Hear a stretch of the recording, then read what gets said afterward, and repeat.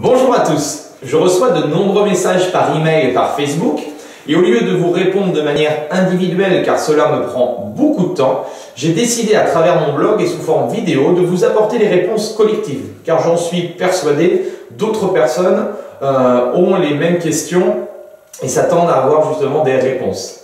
Donc voici la question d'Angelina, une de mes lectrices. Angelina est végétarienne, elle ne mange pas de viande ni de poisson et elle fait des intolérances au lactose. Elle a un peu le moral dans les chaussettes car son corps ne se muscle pas, rien ne se développe et elle a un important pourcentage de masse grasse et rien ne s'en va. On lui a dit qu'elle ne mangeait pas assez de protéines et qu'au contraire elle mangeait trop d'hydrates de carbone. Normal parce qu'elle est végétarienne. On lui conseille effectivement de manger de la viande blanche et du poisson, mais c'est à l'encontre de ses principes. Et si c'est pour s'entraîner et ne voir aucun résultat, ça va être aussi très frustrant pour elle.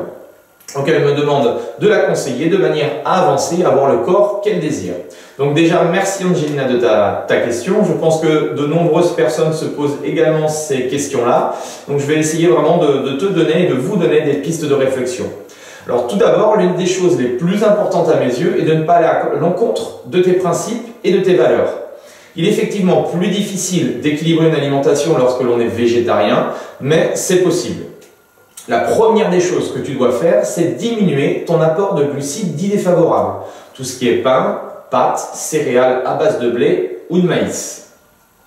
Ce sont des aliments extrêmement riches en glucides qui ne sont pas indispensables à nos besoins et qui font surtout grimper ta glycémie et la sécrétion d'insuline et par ce biais transformer ces excès de glucides en lipides, d'où un taux important de masse grasse chez toi. Il faut que tu choisisses des glucides à charge glycémique beaucoup plus basse. On a les fruits, on a les légumes, les légumineuses, mais principalement concentre-toi sur les fruits et les légumes.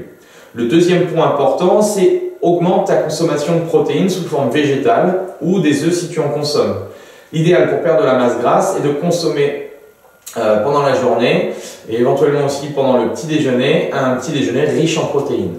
Donc exemple pour un végétarien, ça peut être un smoothie avec 200 ml de lait de soja, 200 g de poudre de protéines de soja et 300 g de fruits rouges ou autres. Ou encore 2 œufs sur le plat avec des fruits. Donc les diverses sources de protéines que tu as à ta disposition, le tofu, soja, le miso, les noix, tout ce qui est amandes, pistaches, noix du Brésil, la spiruline ou les algues. Tu dois consommer une de ces sources de protéines à chaque repas et à chaque collation. Troisième point, il faut que tu augmentes ta consommation de lipides et pas n'importe lesquels, non saturés, huile d'olive, colza, pépins de raisin, crus et surtout ne pas les cuire. Donc en augmentant ta consommation de lipides, tu vas perdre du gras. Cela paraît contradictoire, mais tu augmenteras ainsi ton métabolisme et augmenteras ta satiété et limiteras le passage des glucides dans le sang. C'est donc indispensable à tes objectifs. Ensuite, en privilégiant effectivement une activité physique basée sur de l'intervalle training à haute intensité, tu vas optimiser effectivement cet objectif de perte de masse grasse. Donc voilà, Angelina, c'était ma réponse. J'espère que voilà, elle te convient et j'attends que tu mettes ça en place.